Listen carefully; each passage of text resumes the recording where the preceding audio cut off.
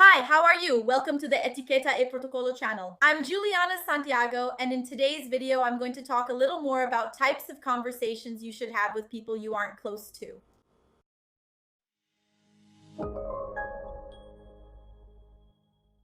Well, you know that here on the channel, we talk a lot about the new concept of what etiquette is nowadays. And etiquette is much more than just rules or processes you should follow. It's really about thinking of the other person and making them feel comfortable, showing respect, empathy, care, and consideration for them. When we meet someone right away, of course, there are some topics that it's best to avoid at first. That doesn't mean you won't talk to the person about these topics I'm going to list. But ideally, at first, the first topic you bring up shouldn't be related to these subjects I'm going to mention, because these are topics that can cause different opinions, conflicts, and sometimes they can be very personal questions that the person doesn't want to open up to you about. So it's important for you to pay attention. Another situation is when you've just met someone. Sometimes, let's say you're at an event or a gathering and you need to start a conversation with the other person. So, these are also topics that I suggest you take off your list when trying to approach someone right away. Unless, of course, they are part of the context of the type of event or gathering you're at. It's definitely important to read the room as well. Every time you go somewhere and meet new people, it's important to have a bit of emotional sensitivity so you can read what is most appropriate to bring up in each situation. Of course, as your friendship develops with someone, or even with someone you just met and you realize, wow, this person is like my soulmate, they think just like me in every way. You start bringing up this topic and might eventually end up touching on these subjects. So, let's move on to the list. First, it's religion, because it's something you have inside you, your beliefs, the way you see life, your faith. And we know that there are many ways to express faith. So don't criticize other expressions of faith or even avoid this kind of topic at first when you're just getting to know the person. The same goes for politics, where we have many different political views. And at first, it might not be a topic that I think will bring harmony to the place. So I suggest that you really leave these topics for when you've already moved to the next stage in your relationship with that person, when you already have some closeness, and they've also given you some openness to talk about these topics. The third topic is money. You don't go up to someone you just met and ask, but how much do you make really? Does your job pay well? Can you live comfortably on your salary? That kind of question doesn't fit, right? Actually, these are such personal questions that many times we don't even discuss them with very close friends. We don't want to be questioned about that. When people get together, not just for the other person's sake, but for ourselves too, it's because we want to have a pleasant time, right? We want to have a pleasant conversation. We want to go to a party and socialize, meet new people, be in contact with others. When we go, for example, to a meeting, we want to be able to, meet a lot of people anyway, especially when we're talking about a social environment. Avoiding this kind of topic, these kinds of subjects that can, in a way, harm the positive image someone has of you or even create a barrier between you and them. It's essential that we realize this. That's why it's essential that we cut these topics from our list. Another issue is also the matter of health. I know that we're at a moment where we've already gone through a year and a half, right? And we're actually going through a very delicate situation, and many lives have been lost. So I think it's very delicate to ask someone, for example, have you had COVID? Because many times that can bring up memories and moments from her life that she doesn't want to share with someone she just met there. So it's important for you to let that topic come up naturally, if it does. Of course, if you ask the person, are you okay during this time of social distancing? Are you in a good place with yourself right now? Is everything okay with you?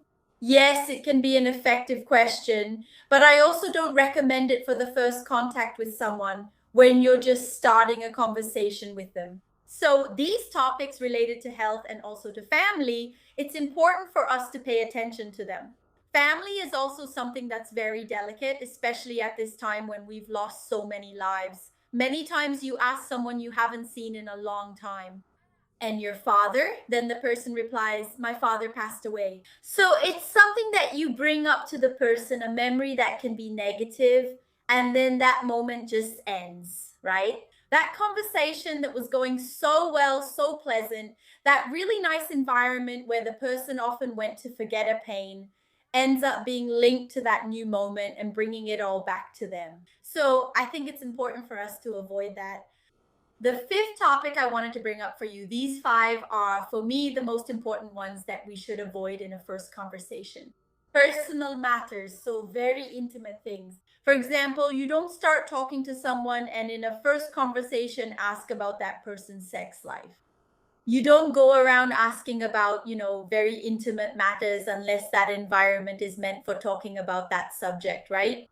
But it's important for us to avoid very personal topics until the person gives you that kind of opening.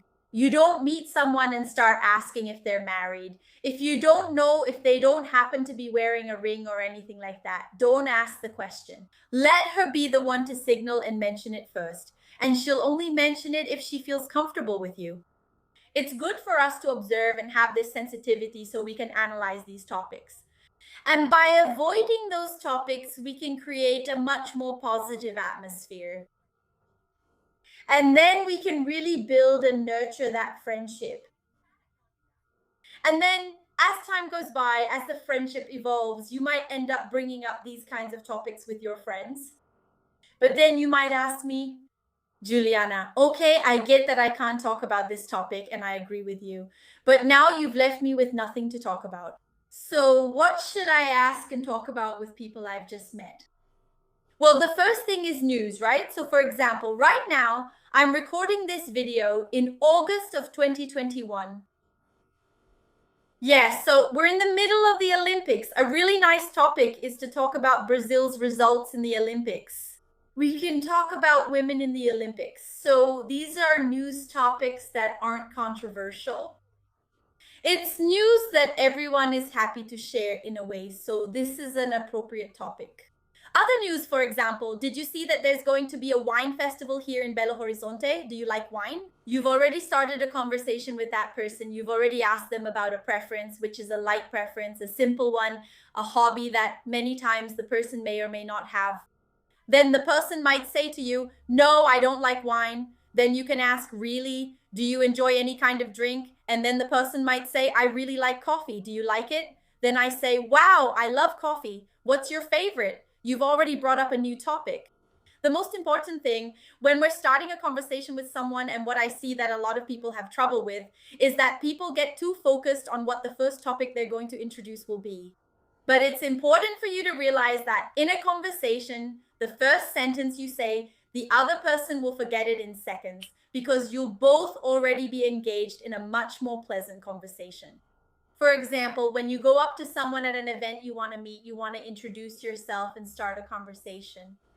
3 seconds after starting that conversation, neither of you will remember it since it has already moved on. So it's important to always break the ice, no matter what approach you use. By the way, if you like this topic and want to know how to become a more confident person, someone who feels more secure at events, meetings, or gatherings, and learn how to behave, how to lead conversations, and how to approach people, I'm going to leave the link to the Etiquette and Good Manners course below. I'm sure that if you're looking to improve yourself in this area, this course is essential for you. It is taught by me, by the Institute of Etiquette and Protocol, and I will be very happy to have you as one of our students. The link is right below. Another idea to introduce the subject, another topic, is movies and TV shows. So this is something that really helps a lot to break the ice. For example, recently they had a reunion of the cast of Friends. So a lot of people my age, I'm 32 years old, watched Friends. So that's a topic that's interesting for me to bring up in a group or ask people, wow, do you like Friends? Did you see that there was that reunion? Then the person might say, no, I don't really like Friends. I've never watched it. Really? What do you like to watch? Even if the person rejects that topic, in a way, the topic you're trying to introduce, you can already pick up another subject for you to talk about. So that's the most important thing when you're going to introduce a topic with someone you're not close to. Another way to break the ice and get to know people is to find out what their connection is, what brought them to that event. For example, if you're at a wedding and you don't know anyone, you can ask people, are you a guest of the groom or the bride? Then the person might say, I'm with the bride. Then you say, wow, I studied with the bride back in college. She's really close to me. And then you can already establish a connection and get closer to that person. Finding common ground is also an excellent way for you to get closer and maintain that initial connection. And finally, but no less important, an excellent way for you to also break the ice. I think everyone knows this one, but I couldn't leave it out of this list. I think everyone who looks into this topic ends up talking about the weather, right? So, for example, here in Belo Horizonte, these last few days, it's been really cold. So it's that conversation we joke about. Sometimes it's just small talk, but it really did get a lot colder. So it's a way to break the ice and a way to be pleasant and welcoming, but without bringing up topics that could lead to arguments and possible, breaks in that relationship.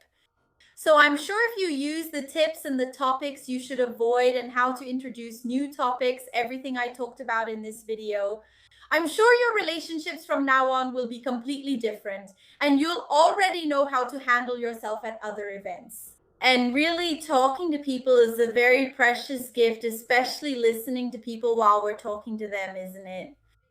So here on the side, I'll leave a video where I talk about the importance of being a good listener and how you can work on that within yourself. People who communicate well are people who listen well, because by listening to others, you can learn more about the person and better understand which topics you can bring up. I'm sure this video on the side will help you a lot. I'll be waiting for you there. That's it. See you in the next video.